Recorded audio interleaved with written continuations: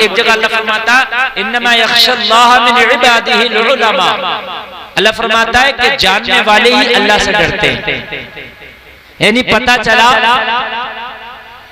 जो जानने वाले नहीं है दीन के वो अल्लाह से नहीं डरते। इसलिए कि जब आपको पता ही नहीं होगा हराम क्या है हलाल क्या है तो आप हराम को छोड़ोगे कैसे, हलाल को अपनाओगे कैसे? जब हमें पता ही नहीं हराम क्या है और हलाल क्या है तो हराम को छोड़ेंगे कैसे, हलाल को अपनाएंगे कैसे? पता ही नहीं तो या तो हम हराम को भी हलाल समझ बैठेंगे और हलाल को भी हराम समझ बैठेंगे। चूंकि पता नहीं तो हम नहीं डरेंगे अल्लाह से। अल्लाह से वो डरेगा जो जानने वाला होगा, और जो दीन को जितना ज्यादा जानेगा अल्लाह से उतना ही ज्यादा डरेगा। दीन को जितना ज्यादा जानेगा अल्लाह से उतना ही ज्यादा डरेगा। और करें अब मैं सुनाने लगा हूं आपसे।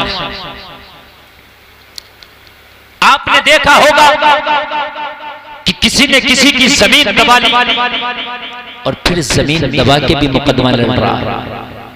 यानी ये नहीं कहता कि मैंने हाँ जमीन दबाई है मैं गलती पर हूं, उस पर भी मुकदमा लड़ रहा, नहीं मैं सही हूं।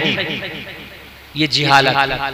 अगर शायद ये मालूम होता कि हक मारने का मतलब क्या होता है, अगर 1000 साल तक सजदे करूं और मैदान महशर में उठाया जाऊं तो ये 1000 साल के सजदे भी जन्नत नहीं दिला सकते जब तक कि जिसका हक माना है उसका हक अदा कर दिया जाए। तुम्हारा यार मैं नहीं मजाक कर रहा, वो 1000 साल के सजदे बेकार है मेरे अजीज अगर तुमने किसी का हक मारा है और उसका हक अदा जब तक न कर दे, वो 1000 साल के सजदे बेकार है। हम कहते हैं कि यार हम तो बहुत अल्लाह से डरते हैं। बहुत से लोग कहते हैं कि यार इन मौलवियों से ज्यादा तो हम ही डरते हैं, यार इन हाफिजों पढ़े लिखों से ज्यादा तो हम जाहिल कहते हैं। ये जुमले आवाम में बोले जाते हैं। खुदारा खुदारा तुम कैसे बेहतर हो, तुम्हें तो ये भी नहीं पता कि हराम क्या है हलाल क्या है। जब तुम्हें हराम और हलाल का नहीं पता तो तुम अल्लाह से ज्यादा कैसे डर सकते हो? अल्लाह से वही डरेगा जिसे हराम का भी पता होगा हलाल का भी पता। जमीन मार ली और जमीन मारने के बाद में फिर भी मुकदमा लड़ रहा है।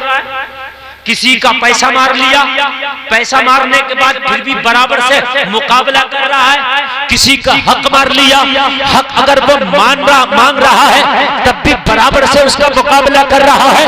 ये जिहालत नहीं तो क्या है? जल समय आने वाले आज इसी पर थोड़ी सी गुफ्तगू हो जाए।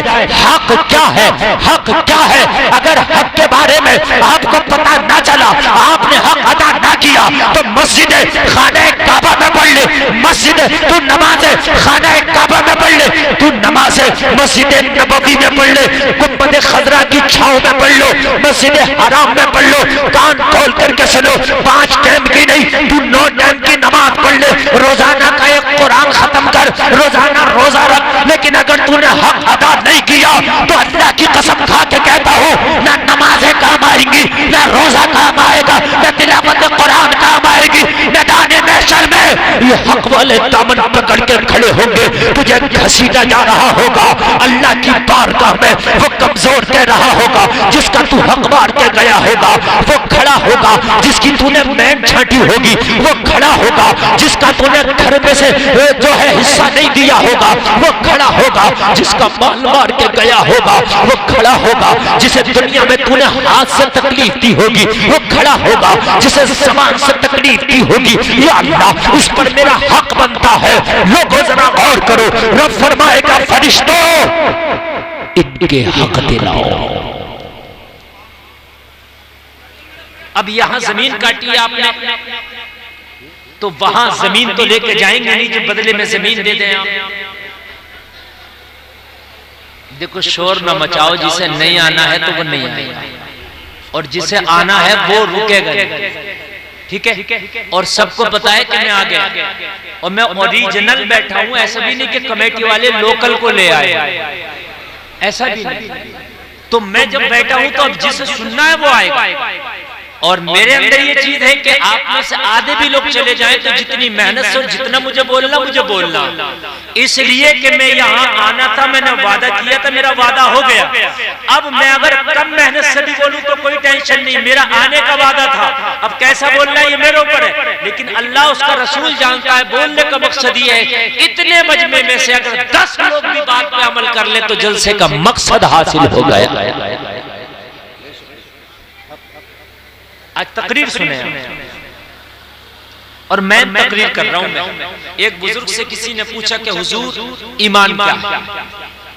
तो कहा अदब का नाम ईमान। काय का नाम? अदब। कहा हुजूर अदब क्या है? कहा तमाम हुकूक की अदायगी का नाम अदब। समझ लें भाई, ईमान की डेफिनेशन समझ लें। कहा हुजूर ईमान क्या है? कहा अदब का नाम ईमान है। कहा अदब क्या है? कहा तमाम हुकूक की अदायगी का नाम अदब। आज तकरीर का मौजू बड़ा बेहतर पकड़ लिया मैंने, यकीन करना। हाँ, अब जो मैं बोलना चाहता हूँ इसके ज़िम्न में बहुत सी बातें बोलूंगा। हमारे मेंबर पे आप माशाअल्लाह देख रहे हैं, तलबाए कराम, उलमाए कराम तशरीफ रखते हैं। हमारे जामा मस्जिद के इमाम साहब क़िबला हजरत अल्लामा मौलाना मोहम्मद अहमद साहब क़िबला तशरीफ रखते हैं। ये दीगर मेरे दाएं बाजू की तरफ बाएं बाजू की जानिब बैठे, ये सब काबिल कदर है, काबिल तकरीम है। इन सबको मेरी तकरीर सुनने की जरूरत नहीं है, लेकिन इनका यहाँ बैठना भाई से बरकत है और इनको बैठने का भी सवाब है।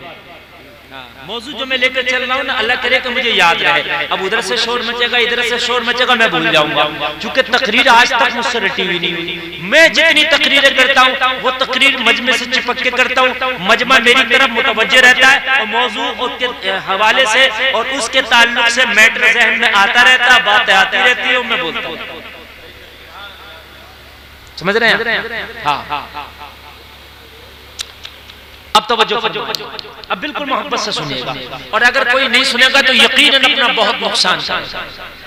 एक जुमला मोटा सा मैंने आपको बोल दिया अभी कि आप 9 टाइम की नमाज़ें पढ़ लो, रोज मस्जिद हरम में नमाज पढ़ो, मदीने शरीफ में नमाज पढ़ो, रोज रोजा रखो, पूरे दिन में और पूरी रात में कुरान रोजाना खत्म करो। कितना नेकी का काम है। हक मार के गए जन्नत नहीं मिलेगी। अगर कोई पूरी दुनिया का मुफ्ती कह दे तो भाई साहब जो चाहो मुझे सजा दे दो, अगर हक मार के गए तो जन्नत नहीं मिलेगी। ये 9 टाइम की नमाज है। तुम कहो कि मौलाना फिर कहाँ जाएंगी? ये काबे का हज कहाँ जाएगा? और फिर ये कुरान की तिलावत कहाँ जाएगी? ये रोजे कहाँ जाएंगे? क़याम कहाँ जाएंगे? ये सदक़े कहाँ जाएंगे? ये अल्लाह अल्लाह कहाँ जाएगी? तो वो भी सुनो, ये कहाँ जाएगा? ये सुनो कहाँ जाएगा? मैदान महशर होगा, ये हक वाले दामन पकड़ के खड़े होंगे। मौला हमारा हक नहीं दिया था इसने, मौला हम कमजोर थे, ये दबंग था, या अल्लाह इसके पैसे में भी ताकत थी, इसकी बात में भी ताकत थी दुनिया में। जब बात पंचों में आई थी तब भी इसी किसी कही गई, जब बात केस कोर्ट कचहरी की आई तब भी यही जीत गया था। हम तो कमजोर थे, लेकिन मेरा मौला तू तो कमजोर नहीं है ना, ए मेरे रब तू तो कमजोर नहीं है ना, तू तो अलैहिस्सलाहु बिअहकमिल हाकिमीन है। रब हमारा हक दिला, रब वो है पाई पाई का हक दिलाएगा। आज दुनिया में कहता है दबंगई दिखा के, आज दुनिया में बदमाशी दिखा के कहता है और तुझसे लिया जा तो ले लेना। खुदा की कसम ये गरीब दुनिया में तो भर के रह जाएगा, हाँ नहीं ले सकता, मगर मरने के बाद तू देगा, तेरा बाप देगा। तेरा बाप भी अगर मार के गया होगा ना किसी का, वो भी देगा। तू इसलिए देगा कि दिलाने वाला खुदा। हक न मारो यारो किसी का अगर हक आ भी गया ना तो प्यार से दो, वो ना ले तो उससे मोहब्बत से दो, जबरदस्ती दो। अगर ऐसे ना ले तो जबरदस्ती दो। भाई तेरा हक है, ये तुझे लेना है। क़यामत का दिन होगा, अल्लाह फरमाएगा फरिश्तों, जरा देखो ये किस किस का लेके आया, वो सब तो खड़े हैं ना, कितना लेके आया। अच्छा पूरा बैलेंस, वो शीट बैलेंस उन्होंने फरिश्तों ने तैयार कर रखी होती है। 2 फरिश्ते अल्लाह ने पहले ही मुकर्रर कर दिए, कांधे पे जरा पूरा तैयार तो करो इनका रजिस्टर, कितना करके आया घपला, किसका मार के आया, किसके लेके आया। तो पूरी चार्जशीट यहाँ तैयार हो गई है और मैदान महशर में बस पेश की जाए। तैयार तो यहाँ हो रही है, ये तो तैयार हो रही है, तो वहां नहीं होगी तैयार। आपका जो वहां होना सिर्फ हो गई, वहां सिर्फ पेश करना, बिल पेश किया जाए। मौला ये इतना इतना अल्लाह फरमाएगा अब इनका दिलाओ फरिश्तों तो ये जमीन किसी की मार के गया तो वहां जमीन तो लेके नहीं जाएगा, पैसा मार के गया तो पैसा तो लेके नहीं जाएगा, फिर क्या देना है। इसकी जो नेकियां होंगी, जो नमाजें पढ़ी होंगी, हज किया होगा, कुरान पढ़ा होगा, तिलावत की होगी, सदका किया होगा, रोजा रखा होगा, क़याम होगा, रुकू होगा, सजदा होगा, इसके जितने भी आमाले सालिहा होंगे जिनका हक मारा था उनको वो नेकियां दे दी जाएगी। ये हक दिलाया। और इस जलसे में बैठने वालों, अगर तुम्हारा हक किसी ने मार लिया और उसने नहीं दिया है तो ज्यादा गमगीन ना होना, वो मिलेगा जरूर, लेकिन ऐसी जगह मिलेगा जहां तुम्हें ज्यादा जरूरत होगी। महशर में जरूरत यहां से ज्यादा, यहां इतनी जरूरत नहीं है मेरे भाई जितनी वहां होगी। यहाँ की तो 50, 60, 70, 80 साल जिंदगी यार गुजरी जाएगी, लेकिन खुदा की कसम वहां तो जिंदगी का कोई लिमिट और सीमा ही, तो वहां बड़ी जरूरत, वहां मिलेगा। फरिश्ते अर्ज करेंगे मौला जितनी नेकियां थी सब दे दी, कर्जा अब भी रह गया। बहुत से है ना बड़े बड़े अक्लमंद बनते हैं, बहुत ज्यादा अक्लमंद हो, लोगों को बेवकूफ बनाते हैं, लोगों से ऐंठते हैं, लोगों से लेते हैं, बेवकूफ बनाकर यहाँ ले लिया।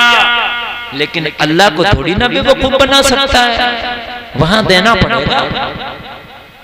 अल्लाह की बारगाह में अर्ज करेंगे मौला नेकियां सब खत्म हो गई, बांट दी, मगर कर्जा अब भी रह गया, अब क्या करें। अल्लाह फरमाएगा कि जिन जिन का कर्जा है अब उनके गुनाह इसके कांधों पे डाल दो। जिन जिन का कर्जा था उनके गुनाह इसके काहे पे डाल दो, जोर से बोलो, कांधे पे डाल दो। तो यहां से जो नेकियां लेके गया वो तो दे दी उनको जिनका लिया था, लेकिन इनके गुनाह भी आ गए, उनके गुनाह भी आ गए। ये जो हम चुगली करते हैं ना, गीबत जो करते हैं दूसरे की पीठ पीछे, ये भी कर्ज वाला गुनाह है। मरने के बाद ये चुगली का भी बदला मैदान महशर में इसे देना पड़ेगा। ये भी बड़ा खतरनाक मसला मेरे भाई, और गुनाहे कबीरा है चुगली। इसे हम हल्का समझते हैं, हल्का नहीं। नबी फरमाते मरे हुए भाई के गोश्त खाने की तरह है चुगली करना। और चुगली करने वाला कितने भी सजदे कर ले, तौबा कर ले, गिड़गिड़ा ले, चुगली का गुनाह माफ नहीं होगा तब तक कि उससे माफ ना करा ले जिसकी चुगली की है। अब किस किस की चुगली की है याद भी नहीं होगा, तो क्यों ना कि हम चुगली करना ही छोड़। अरे मेरे भाइयों याद भी नहीं होगा ना हमें, तो क्यों नहीं कि हम चुगली करना ही छोड़ दें। बात है कि नहीं, मेरी बात समझ में आ रही है कि नहीं आ रही।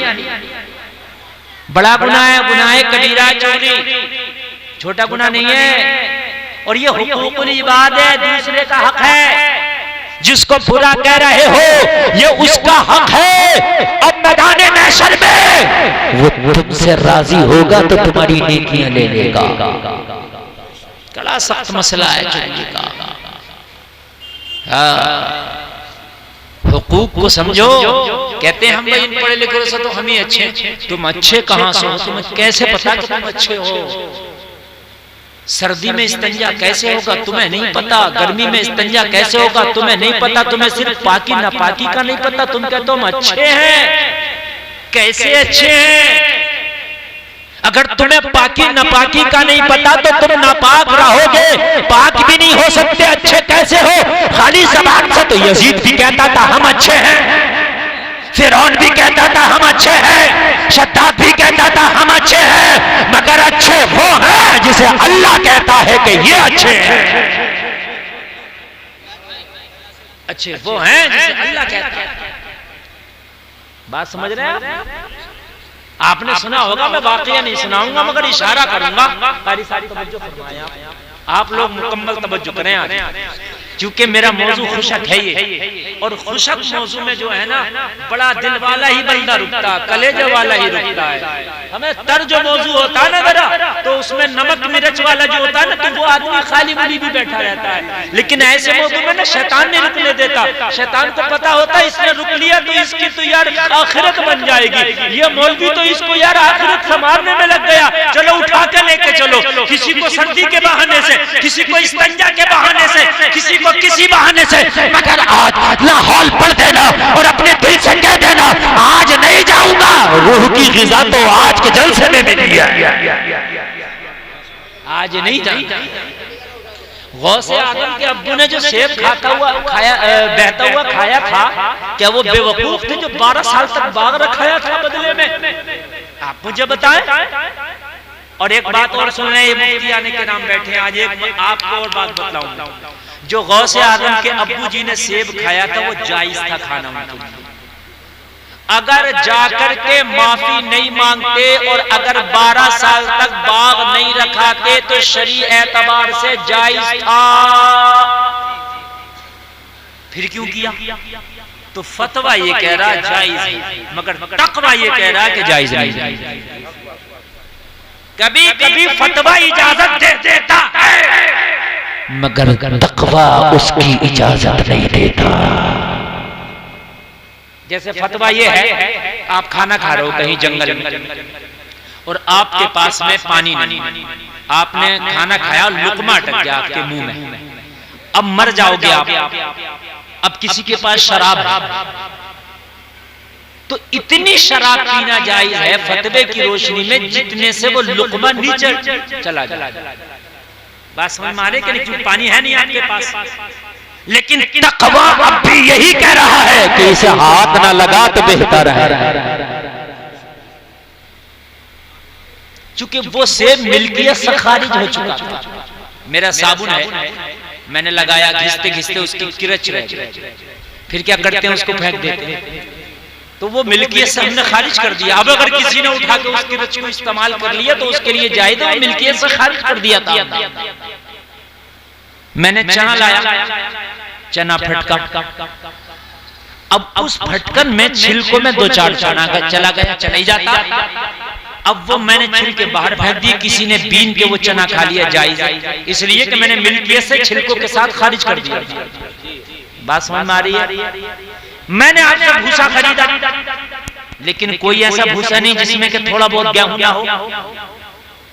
मैंने रकम दी है भूसा की, गेहूं की नहीं दी, लेकिन जो गेहूं है वो जायज है, इसलिए कि उसने मालिक ने उस गेहूं को पहले ही मिल्कियत से खारिज कर दिया था। उसे पता है भूसे में जो भी है वो भूसा के साथ।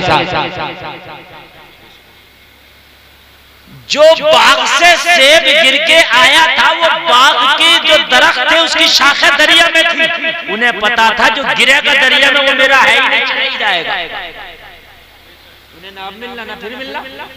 यार एक बात बताओ, दरिया में सेब गिरा, सुबह को उठ के देखेंगे तो वहीं रुका रहेगा। वो तो यार 10 किलोमीटर आगे पहुंचा होगा, तो वो तो उनको मिलना नहीं है। हाँ, जो जमीन पे गिर गया बाग की, वो उनका, वो वहीं रहे। बात समझ में आ गई? लेकिन ये तकवा है, नहीं मैंने सेब खा लिया है, माफी करा के मानूंगा, वो जलसा में आने वाला एक हम है। कहीं बगैर दावत के हम खाना भी खा लिया करते हैं। क्या बात, खा लेते जी, जाते कैसे जायज हो जाएगा? मुझे बताया। मंजर इस्लाम से एक फतवा निकला, हुजूर अल्लामा अब्दुल साहब क़िबला मेरे उस्ताद मोहतरम और दीगर मुफ्तियाने किराम ने कहा जो अफ्तारी जाती है मस्जिद में रोजादारों के लिए, बगैर रोजादार उसको नहीं खाना, इसलिए कि वो रोजादार के लिए गई है। अगर हाँ उसकी नियत ये है कि रोजादार और बगैर रोजादार सब खाएं तो अलग बात है, लेकिन अगर रोजादार के लिए इफ्तारी है तो रोजादार ही खाएगा। हमने देखा है नाम है इफ्तार पार्टी और खाते हैं बगैर। मैंने खुद देखा नेताओं की इफ्तार पार्टी में वो नेता जाते हैं जिन्होंने जिंदगी में कभी रोजा नहीं रखा। सही बता रहा हूं। मैंने देखी मुलायम सिंह की इफ्तार पार्टी, रखा होगा कभी रोजा? बताया? और यानी कितने नेता बता रहा हूं। खुदारा अल्लाह से डरो यार, किसे धोखा दे? क्या अल्लाह नहीं जानता कि तू किसकी रोजा पार्टी करा रहा? तू दिखावे कर रहा है। अरे अल्लाह से का खौफ बिल्कुल खत्म हो गया। कान खोल करके सुनो, जिस पर तेरा हक नहीं है वो एक लुकमा भी अपने हलक से नीचे ना उतरने दे जिस पर तेरा हक नहीं है। सुभान। कान खोल कर सुने। साबिर अलाउद्दीन कलियरी ने 12 साल तक नहीं खाया। कितने साल? कलियर भी खूब जाते हो, साबिर भी खूब करते हो, लेकिन अगर अपने गांव से निकलोगे आदलपुर से कहीं ईख नजर आ गई तो गन्ना भी तोड़ लेते हो बगैर इजाजत। जी। और तोड़ के खा के और फिर सोचते हो कि यार ये तो खाने की चीज थी, पीने की चीज थी। अल्लाह की कसम, खाने की हो, पीने की हो, ओढ़ने की हो, बिछाने की हो, किसी का भी माल हो, बगैर इजाजत तूने लिया है तो हराम है, हराम। बात समझे आप?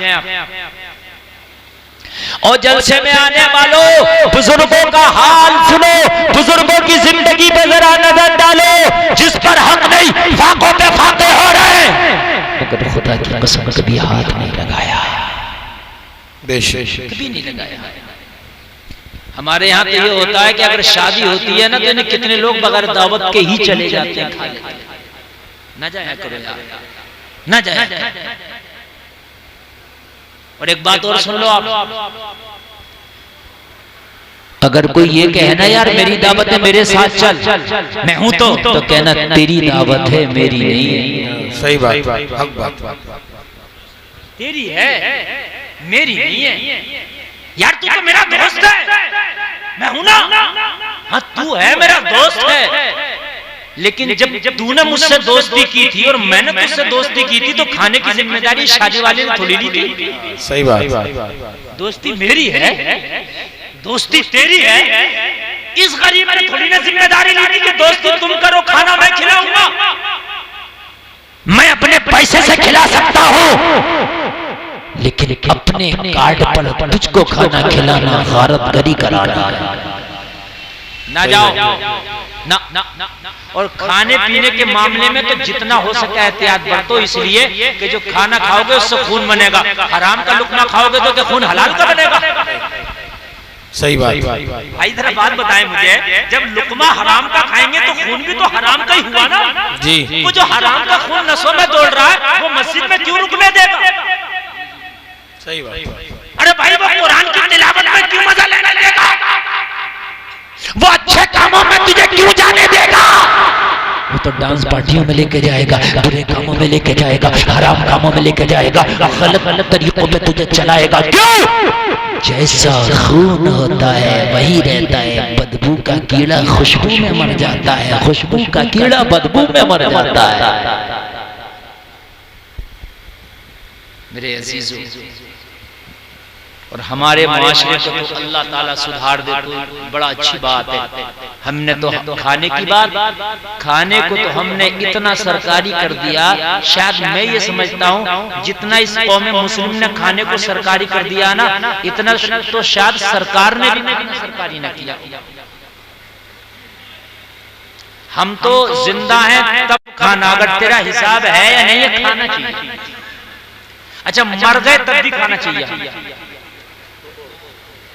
आप चाहे कर्जा लेके, चाहे उधार लेके, चाहे जमीन बेचो, चाहे घर बेचो, हमें खाना चाहिए। खाना खिलाना सवाब है, लेकिन यार किसी को कर्जे में डाल के तो सवाब नहीं है ना। किसी यतीम को उसके कांधों पर कर्जे का बोझ रख के तो सवाब नहीं है ना। मैंने देखा है कि जनाजे की चारपाई जिस दिन उठती है उस दिन 50,000 का खाना उठ जाता है। जिस दिन जनाजे की चारपाई उठी उस दिन 50,000 और खाने वाला कोई रामातार नहीं होता है, नौम प्रकाश होता है। खाने वाले सब यही अब्दुल्ला, अब्दुल गफ्फार, अब्दुल सत्तार, ये सब यही होते हैं जिन्होंने कलमा पढ़ लिया। जलसे में आने वाले जरा मुझे आप बताओ कि जिसके घर से जनाजा उठा है, आप जरा अपने सीने पे हाथ रखो, उसका बाप बीमार था, बच्चों ने कर्जा ले ले करके अपने बाप की इलाज कराया। बाप बीमार है, बच्चा कर्जा ले लेके उसका इलाज कराता है। लेकिन एक दिन ऐसा भी आया कि बाप की सांसें टूट गई, बाप की जिंदगी का इख्तिताम हो गया। लेकिन यतीम बच्चों को जो बाप छोड़ के गया है, बच्चों के कांधों पे वो कर्जे का बोझ छोड़ के गया है। तो लोगों जरा अपने सीने पे हाथ रख के फैसला करना, गरीब है, बाप इंतकाल कर गया, बच्चों पे दागे यतीमी लग गया, बाप अपनी जिंदगी में ही बच्चों को कर्जमंद छोड़ के गया था, लेकिन बाप मरा है तो बच्चा कर्जे में है, बाप मरा है कारोबार को ताला लगा है, बाप मरा है कारोबार बंद हो गया, बाप मरा है कर्जा छोड़ के गया है। अब मुझे बताओ, इस बाप के मरने के बाद अगर हम 40 में तक लाख 2 लाख का खाना खा जाए तो ये यतीम बच्चा और कर्जे में चला जाएगा। अरे ये कहां से बच्चा दुआ देगा, कहां से तुमसे रब की रहमत राजी होगी, मुझे बताओ। मैंने देखा है अगर बाप का इंतकाल हो गया, कोई नहीं आता बस्ती वाला, एक गरीब यतीम तू टेंशन ना लेना, बता तेरा बाप तेरे ऊपर कितना कर्जा छोड़ के गया है। तेरे ऊपर अगर 2 लाख का भी कर्जा है तो अभी अदलपुर के लोग मरे नहीं है, अदलपुर के लोग जिंदा है। 1000-1000, 2-2,000, 500-500 रुपया करके हम चंदा करेंगे और चंदा करने के बाद यतीम तुझे कर्जे में नहीं रहने देंगे, तेरा कर्जा हम जिंदा लोग उतारेंगे, हम तुझे कर्जमंद नहीं रहने देंगे। तेरे बाप का साया उठा है लेकिन बस्ती वाले अभी मरे नहीं है, बस्ती वालों की खैरत मुर्दा नहीं हुई है, तेरा कर्जा हम उतारेंगे। अरे कितना अच्छा होता कि अगर बाप मरा है, उसकी कुछ जवान बेटियां हैं, घर जाके कहते टेंशन ना लेना, ओ बेवा तेरी जवान बेटियां हैं, तू परेशान ना होना, तू इद्दत के अंदर है लेकिन टेंशन ना लेना, अभी अदलपुर जिंदा है, अभी नामे मुस्लिम जिंदा है, अभी कलमा पढ़ने वाला जिंदा है, तेरी इद्दत भी पूरी ना हो सकेगी। हम अपनी बस्ती वाले सारे लोग इकट्ठा करके तेरी बेटियों की शादी का इंतजाम करके छोड़ेंगे। नारे तकबीर, नारे रिसालत, मसलके आला हजरत उलमाए अहले सुन्नत मुफ्ती गुलफाम साहिब क़िबला रामपुरी इस्लाहे मुआशरा कॉन्फ्रेंस नारे तकबीर। कितना अच्छा होता। देखो मरने वाले 3 कैटेगरी के हैं, एक तो मरने वाला अमीर मरता है, चलो उसके लिए कोई बात नहीं, अगर वो कर्जा में भी है तो अमीर है, उसका बिजनेस और कारोबार है, ठीक है वो उभर जाएगा। एक मिडिल क्लास का है, अगर ज्यादा बोझ डाल दिया तो दब जाएगा, लेकिन उसको भी अगर हल्का सहारा आपने ना दिया कोई बात नहीं, लेकिन बोझ ना डाला वो भी संभल जाएगा। लेकिन एक गरीब है, आपने सहारा तो नहीं दिया, लेकिन जिस दिन बाप मरा था दूसरा दिन आया, बता तीजे में कितनी देगे बनेगी, बता कितना गोश्त आएगा, बता कितना चना आएगा, 50,000 का खर्चा हमने दूजे वाले दिन बता दिया। लेकिन उस यतीम से ये ना पूछा बता तेरा बाप कर्जा कितना छोड़ के गया है, उस गरीब यतीम से ये नहीं पूछा बता तेरी कितनी बहनें जवान है, बता इस मरने वाले की कितनी बेटियां जवान है। होना तो ये चाहिए था कि जब तक इसकी बीवी इद्दत से न निकल सकी थी उससे पहले उसकी बेटियों के निकाह का इंतजाम हमने कर दिया होता। कौन करता है? नहीं करते। कौन करता है? नहीं करते। काश उस यतीम बच्चों के कर्जे का इंतजाम हमने कर दिया होता, नहीं करते। बल्कि हम कहते हैं कि ये बता कितना खाना बनेगा, और वो खाना जब बनाता है ना तो जरूरी नहीं जब वो पहले से कर्जे में था तो अब रात में कोई जिब्रील नहीं दे गए उसको पैसे। गरीब और कर्जा लेता है और कर्जा लेने के बाद में फिर वो खिलाता है, फिर वो दावतें करता है। हमें तो जब तक दावत ना हो ना हम तो फातिहा में भी नहीं जाएंगे, इसलिए कि हम तो फातिहा भी किराए वाली पढ़ रहे हैं। हाँ हमारी दावत करेगा तो हम फातिहा में जाएंगे। अरे कितना अच्छा होता कहते मैं तेरे घर पे एक लुकमा लुकमा नहीं खाऊंगा, हाँ मैं फातह में जाऊंगा, मैं जरूर फातह में जाऊंगा, इसलिए कि मेरा रिश्ता तेरे खाने से नहीं है, मेरा रिश्ता तेरा कौरमा से नहीं है, मेरा रिश्ता तेरी बिरयानी से नहीं है, मेरा रिश्ता तो उससे था जो मर के कब्र में चला गया। क्या उससे इतनी भी मोहब्बत नहीं कि उसकी फातह में जाकर 2 हाथ उठा सको? हाथ जब भी उठाएंगे जब दावत होगी, और न फातह में भी नहीं जाएंगे। फिर लोग कहते हैं हजरत क्या करें, हमारे यहाँ का माहौल ही ऐसा है, अगर तू ना खाएगा खुदा की कसम जब खाना बचेगा और जब कोई खाएगा नहीं मैयत का खाना तो दूसरी मैयत में कोई खाना ही नहीं बनाएगा कि हमारी बस्ती में तो कोई खाता ही नहीं है, तो बनाएगी। लेकिन मर गए एहसास हमारे अंदर का मुसलमान मर गया। लोगों, हमारे अंदर का मुसलमान बिल्कुल खत्म है, हम चढ़ती फिरती लाशें हैं। अरे मुझे बताओ, अगर मरने से लेकर 40 में तक इसका 1 से 1.5 लाख रुपया अगर तुम खाने में ना बर्बाद किए होते तो शायद इसका कर्जा उतर जाता,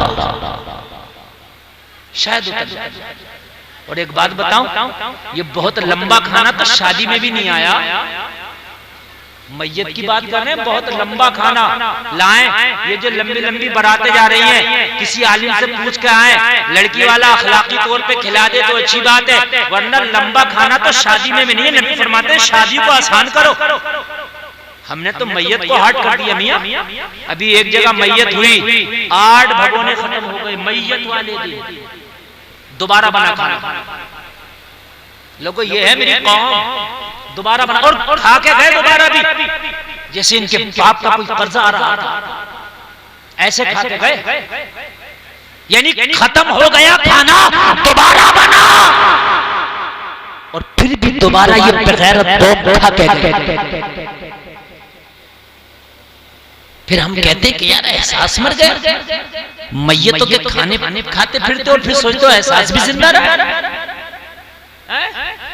वो खिलाने वाला तो चलिए खिला रहा, लेकिन तू किस दिल से खिला रहा है?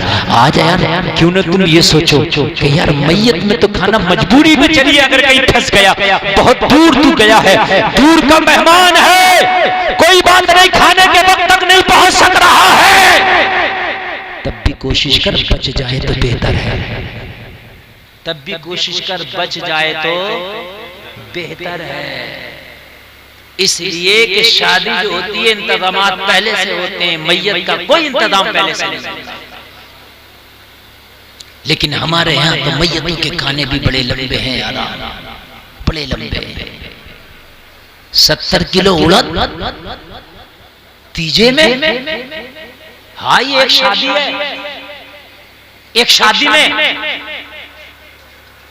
और जलसे में आने वालों, ये खुद से तुम्हें अपनी इस्लाह करना होगी। गांव पे ना जाओ, गांव क्या कर रहा, खुद कसम खाओ मैं नहीं खाना, पका खाना पकाया मैंने नहीं खाना।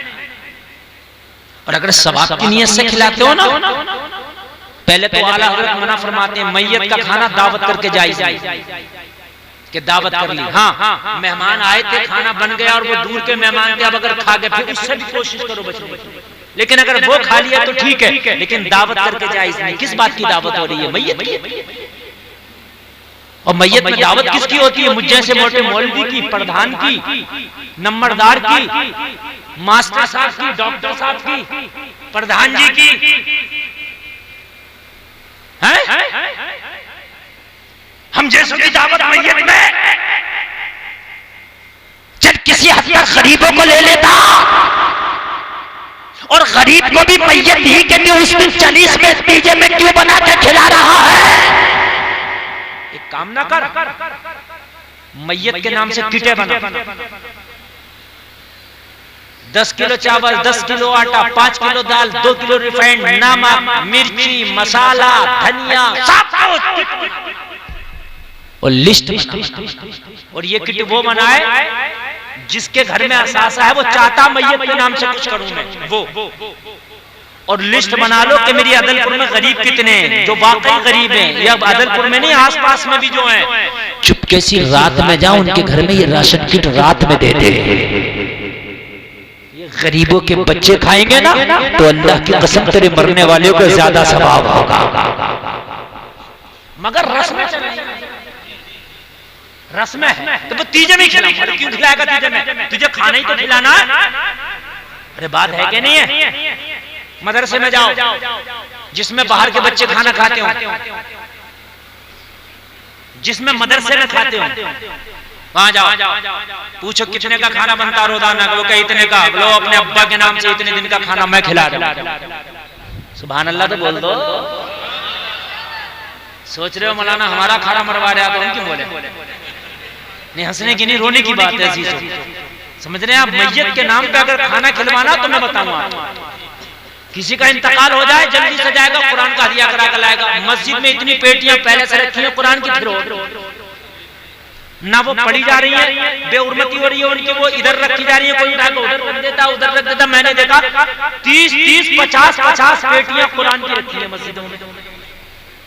अरे भाई ये तो बता दे मुझे, वो कुरान रख रहे हैं अब्बा के नाम से। अरे भाई कुरान रख रहे हैं, जहां जरूरत है वहां रख, और नहीं तो एक काम ये कर कि यहाँ कुरान मत रख, किसी गरीब मौलाना को किताबें दिला दे। इस कुरान रखने से ज्यादा सवाब होगा। उस गरीब मौलाना पे इतना पैसा नहीं है कि किताबें खरीद ले, तू अपने अब्बा के नाम से दिला देगा। जब तक मौलाना ये किताबें पढ़ के दूसरे को पढ़ाएगा तेरे अब्बा को सवाब मिलता रहेगा। कितने गरीब आलिम हैं फतावा रज़विया का सेट नहीं खरीद सकते, फतावा फैज़ुल रसूल का सेट नहीं खरीद सकते,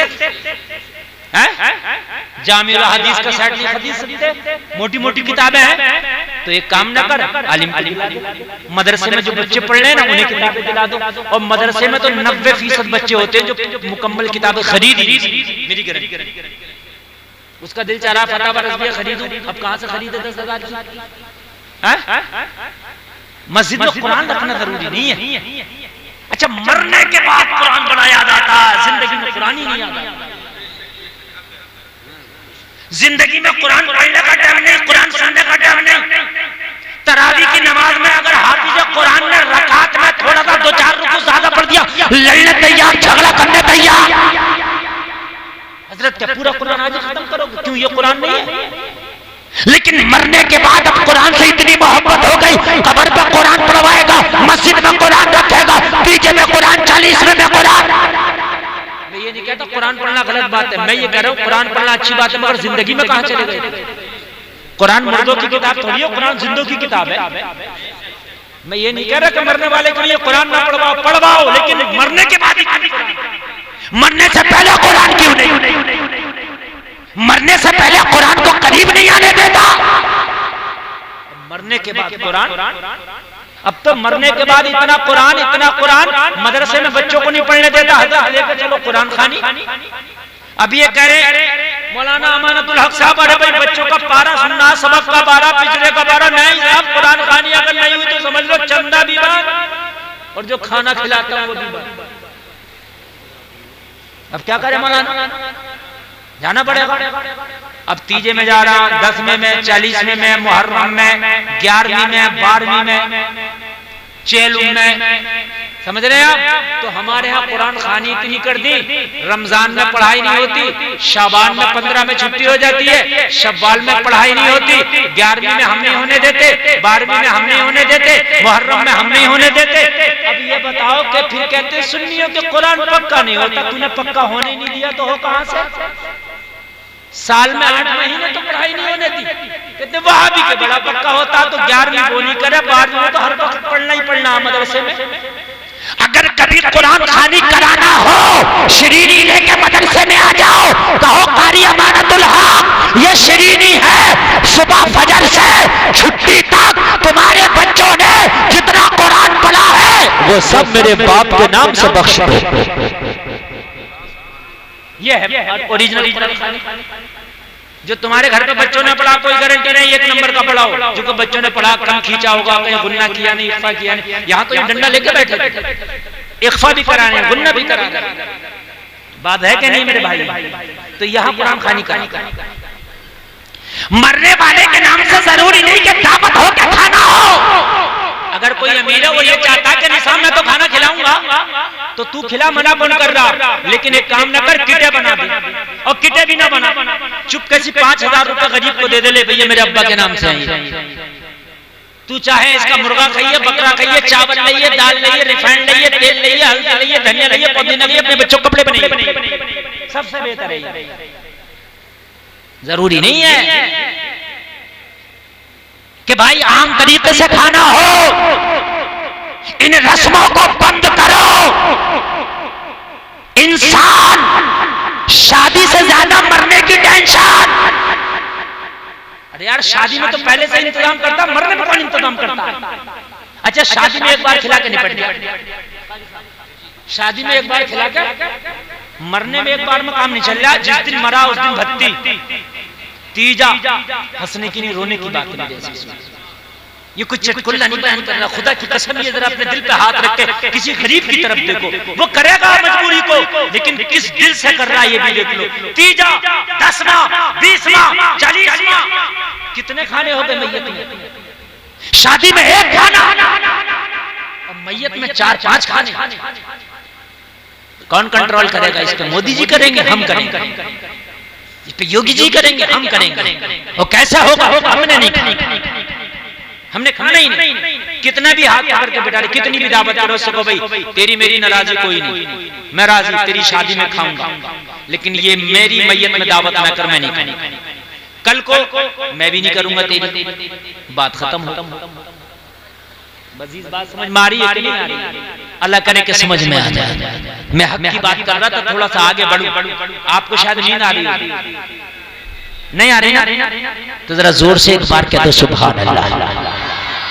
माशाअल्लाह माशाअल्लाह, अल्लाह सलामत रखे। बहुत अच्छा सुनने। 1 घंटा तकरीर मेरी हो गई, मुझे पता भी नहीं चला कि 1 घंटा किधर निकल गया, और आपने इतना अच्छा सुन लिया। थोड़ी देर जरा और आपकी खिदमत में बात हक की चल रही है। काय की चल रही है बात? हक की चल रही है। कंबल वालों, कंबल वालों, ये हक है। हाँ, उसको भी आ रहे हैं, गोद में सुला लो, गोद में।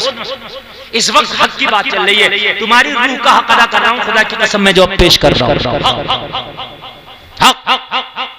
हक क्या है? शरीयत के बहुत बड़े इमाम, नाम है इमाम मालिक, इनकी बारगाह में खातून आई। कौन आई? नौजवान। अरे बोल दो। अच्छा नौजवान समझते हो नहीं? हाँ सही बता रहा हूँ, ये जरूरी नहीं है कि खातून का मतलब भी समझते हो। सही बता रहा हूँ। हमारी कौम का आजकल हाल यही हो गया, खातून औरत को कहते हैं बेटा। एक औरत आई, कहने लगी हुजूर एक मसला पूछना चाहती हो। कहने लगे बैठ जाओ। लोगों से इमाम मालिक ने मुलाकात की। गुड्डू भाई आप आ गए माशाल्लाह। अच्छा आई। तो तवज्जो फरमाए, मेरे एक एक जुमले पे तवज्जो, एक जुमले पे तवज्जो। ये गुड्डू भाई मुझसे बड़ी मोहब्बत करते हैं। मैं जब आया ना, मुझे देख के एकदम इनका हाल ये था ना, जैसे मैं आपको नहीं बताऊं इनकी खुशी का आलम। हाँ दीवाना बना। तेरे हजरत यकीन करना, जिंदगी की तमन्ना थी आपको देखना, आज तमन्ना पूरी हो गई। मतलब बे इंतहा खुशी थी, इसलिए इनका चेहरा मुझे याद हो गया। अल्लाह सलाम। और मैं खुश होता हूँ। लोग हीरो हीरोइन से मोहब्बत करते हैं, लेकिन कुछ नौजवान ऐसे हैं कि वो आलिमों से मोहब्बत कर रहे हैं। अल्लाह सलामत रखे। हम तो गुनाहगार हैं, हम तो किसी काबिल नहीं। अरे माशाअल्लाह, अल्लाह सलामत रखे। हमारे चाचा दूसरे गांव से अकेले आए, कह रहे हैं आपके लिए मोहब्बत में आया हूं। हम तो बड़े गुनाहगार हैं, लेकिन हाँ आपने एक आलिम से मोहब्बत की है। मैं गुनाहगार जरूर हूं, लेकिन एक आलिम से मोहब्बत करने का आपको बदला जरूर दिया जाएगा। अब जरा सुने, मजा बहुत आएगा। जितनी तकरीर आगे बढ़ेगी मेरी गारंटी है मजा आएगा। अगर आपको मजा ना आए, फरकान साहब ने तारीख ली थी, फरकान साहब को पकड़ लेना। किसने तारीख ली? फरकान साहब ने। हाँ पकड़ लेना फरकान साहब को। मजा ना आए तो, मजा आए तो दुआएं देना फरकान साहब। कहने लगे हुजूर मसला पूछना। कहने लगे बैठ जाओ। लोगों को निपटाया, जब तन्हा हो गए, चादर बीच में जैसे ये शामियाना है ना, उधर वो खातून बैठ गई, इधर शरीयत का इमाम बैठ गया। सुभान अल्लाह। ऐसे पीर के पास अपनी घर की खवातीन को ना भेजो जो बेपर्दा उन्हें मुरीद करता हो, बेपर्दा ताबीज देता हो, बेपर्दा सर पे हाथ रखता हो। समझे? सरकार मुफ्ती आदम हिंद की बारगाह में कोई औरत आती ना, और अगर ताबीज, वैसे तो बुर्के पर्दे में ही आती, लेकिन ताबीज लेने के लिए भी अगर ऐसे हाथ बढ़ा देती ना तो डांटते, कहते ताबीज लेने आई है या मुझ बूढ़े को अपना हाथ दिखाने आई है। हाथ इस तरीके से करती है, ऐसे ये ऐसे करके कपड़े में करके, तब ताबीज मिलता। ये है तकवा, ये है शरीयत। हमारे यहाँ तो मेलों ठेलों में तुम देखो, मर्दों से ज्यादा औरतें, औरतों से ज्यादा मर्द, कव्वाली हो रही है, जवाब देने वाली भी है, जवाब देने वाला भी है। वो हल्ला हो रहा है, क्या हो रहा है? दादा मियाँ का उरस हो रहा है। उरस नहीं हो रहा, जहन्नम की तैयारी कर रही है।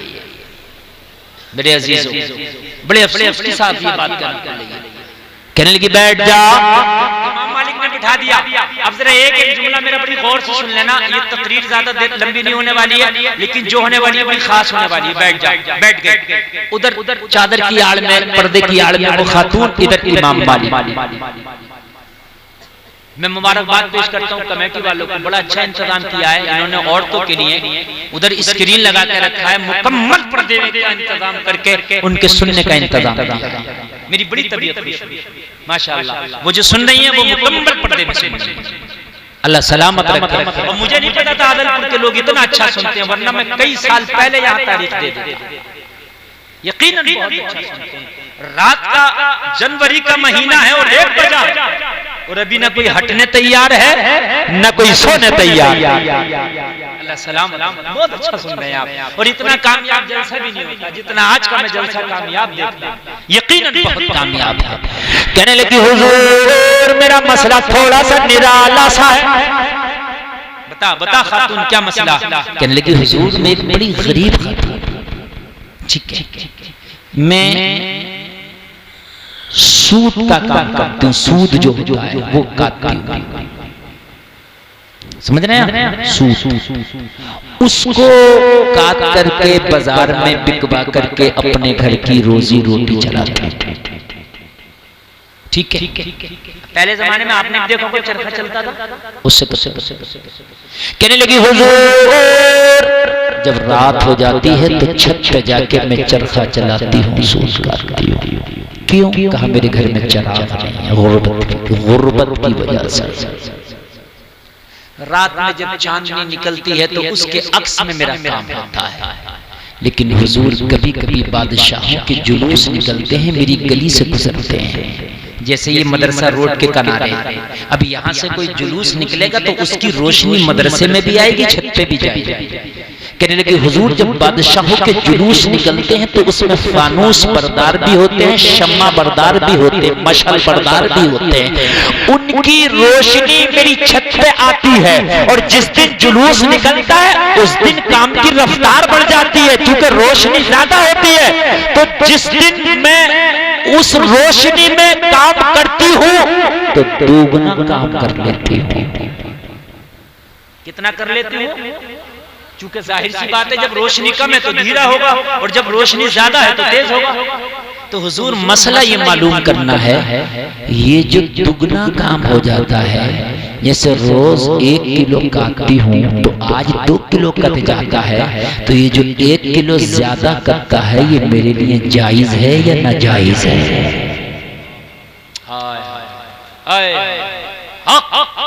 सुनो क्या है। कहने लगी, हुजूर इसलिए कि जिस रोशनी में मैंने आज ज्यादा काटा है उस रोशनी पे मेरा हक नहीं था, वो तो बादशाहों की रोशनी थी, उसमें ज्यादा काम हो गया, तो ये ज्यादा मेरे लिए जायज या नाजायज? बताएं मसला। हम तो पूरे का पूरा डकार गए, मसला भी नहीं पूछा किसी से। सोचते ही तो हमारे अब्बा का था, पूरा डकार के सोच। और सुनो, तुमने खाली कलमा पढ़ लिया, इसका नाम इस्लाम नहीं। खाली दाढ़ी रख ली, इसका नाम इस्लाम नहीं। खाली टोपी ओढ़ ली, इसका नाम इस्लाम नहीं। एक एक लुकमे का मैदान महशर में हिसाब तुझे देना है, तो इसका मुहासबा अब कर ले। एक एक लुकमे का, कहीं जिस लुकमे को तूने खाया ऐसा तो नहीं है कि उसमें तेरा हक ना था। जब हजरत हलीमा फरमाती है कि जब मैं मक्का शरीफ से मोहम्मदुर रसूलुल्लाह को अपने घर लाई, मेरा एक बेटा और था जिसका नाम अब्दुल्ला था। कहती है कि जब मैंने शौक में खुशी में मैं मोहम्मद को लाई हूँ, चेहरा लाजवाब है, मुखड़ा लाजवाब है, लाओ मैं शौक में गोद में लिटा के मोहम्मद को दूध पिलाने लगी। एक पिस्तान का दूध मोहम्मद ने पी लिया, मगर दूसरे पिस्तान को मुंह न लगाया, इसलिए कि मेरा एक बेटा अब्दुल्ला और था। नबी ने बचपन में ये सबक दे दिया, अगर दो भाई है तो एक पे मोहम्मद का हक है तो एक पे अब्दुल्ला का हक है। तकबीर, दारे रिसालत, मसलके आला हजरत, इस्लाहे मुआशरा कॉन्फ्रेंस, मुफ्ती गुलफाम साहिब क़िबला रामपुरी, दारे तकबीर, दारे रिसालत। अल्लाह सुभान अल्लाह, माशाअल्लाह, बहुत खूब हजरत, सुभान अल्लाह। ये बड़ा दिलचस्प मौजू है मेरे लिए। अगर मैं आज दिन भी बोलता रहूं तो मेरा दिल ना भरे, इसलिए कि ये है इतना दिलचस्प मौजू। जरा सुने, मेरे नबी ने बचपन में ही ऐलान कर दिया, ओ हलीमा, मोहम्मद हक मारने नहीं बल्कि लोगों का हक दिलाने आया है। अगर एक बेटा और है तो दो पिस्तान है, दो भाई है, एक पे मोहम्मद का हक है, एक पे भाई अब्दुल्ला का हक है। सुभान अल्लाह, बेशक बेशक, क्या बात है। हमारे हाल क्या है? हमारे हाल तो ये है कि मस्जिद में अगर गर्म पानी हुआ ना तो वो गर्म पानी घर में ले आते हैं। सर्दी के मौसम में जो गर्म पानी हो रहा ना मस्जिदों में, वो घर ले आते हैं। हराम है, हराम जायज नहीं है, कान खोल कर सुन ले, इसलिए कि वो मस्जिद के नमाजियों के लिए था, तेरे लिए ना। लेकिन आज चल रहा है मस्जिद के समरसेबल से पानी भरना जायज नहीं। ए रुमाल वालों और टोपी वालों, बैठ जा, बैठ बैठ बैठ। बेटे इस वक्त जाना भी जायज नहीं है, हकीकत बता रहा हूं, चूंकि बात जो मैं बता रहा हूं यार ये रह जाएगी। देखो, मैं गौसे आजम की करामत बताऊं, मुझे तकरीबन मुझे पता नहीं कई सौ करामत याद है, कई सौ वाकयात याद होंगे। बहुत आसान है, वाकया इधर से पकड़ो उधर खत्म कर दूंगा मैं, ठीक है। लेकिन खुदा की कसम, ये जो इस्लाह के पहलू पे मैं बोल रहा हूं, अगर हक की पहचान आपने कर ली ना तो अल्लाह की कसम दूसरे गुनाह तो ऐसे हैं जो तौबा करने से अल्लाह माफ कर सकता, लेकिन किसी का हक खा के बैठे हो तो अल्लाह भी माफ नहीं करेगा। काम की बात बताने लगे, अल्लाह भी माफ नहीं करेगा अगर किसी का हक खा के बैठे हो तो। मस्जिद के समरसेबल से पानी भरना भी जायज नहीं। हद ये है कि मस्जिद में अपना मोबाइल भी आप चार्ज नहीं कर सकते। मोबाइल भी मस्जिद में आप चार्ज नहीं कर सकते। एक मस्जिद की झाड़ू भी दूंगी तो मस्जिद में जायज नहीं है ले जाना। तू तो मस्जिद के गर्म पानी और ठंडे पानी की बात कर रहा है। हाँ, एक मस्जिद की झाड़ू दूसरे मस्जिद में नहीं जा सकती। बहुत से लोग ले जा रहे होते हैं मस्जिद का, खूब नमाज जोहर पढ़ी, पंखा चलाया गर्मी में, मस्जिद में लेट गए, सो रहे हैं, आराम कर रहे हैं, जायज नहीं है। इसलिए कि लाइट का बिल मस्जिद भर रही है, तेरा पंखा जो चल रहा है इसका बिल मस्जिद भरेगी, तेरे लिए कहां जायज हो जाएगा। सुने आप, मैंड काटना, किसी की जमीन मारना, किसी का पैसा मारना तो बड़ी चीज है। मैं उस हक की बात कर रहा हूं जो खुद से रोशनी आ गई है, खुद से आई है रोशनी, लेने के लिए नहीं गई है। इमाम मालिक फरमाते हैं, खातून ऐसा लगता है कि तुम हसन बसरी की बहन हो। क्या बात है, क्या बात है, जोर से बोलो, जोर से। सुभान अल्लाह, सुभान अल्लाह, बेशक, क्या बात, बहुत कहने लगी, हुजूर मुझे तो आज तक ना किसी ने देखा है और ना आपने देखा, आपको कैसे पता कि हसन बसरी मेरा भाई है। कहने लगे, ये तकवा अगर हो सकता है तो हसन बसरी की बहन ही का हो सकता है। सुभान अल्लाह, बेशक बेशक, बहुत। यार मैं सलाम पेश करता हूँ उन बहनों को। यार वो बहन ही तो थी जिसने उमर को कलमा पढ़ने पे मजबूर कर दिया। आज हमारी भी बहनें हैं कि नाक कटा रखी है, आज हमारी भी बहनें हैं कि हमारे सर झुका रखे हैं, आज हमारी भी बहनें हैं कि हमें कहीं बोलने का नहीं छोड़ा है। उमर की भी बहन थी कि उमर को कलमा पढ़ा के छोड़ा है। उमर की बीवी,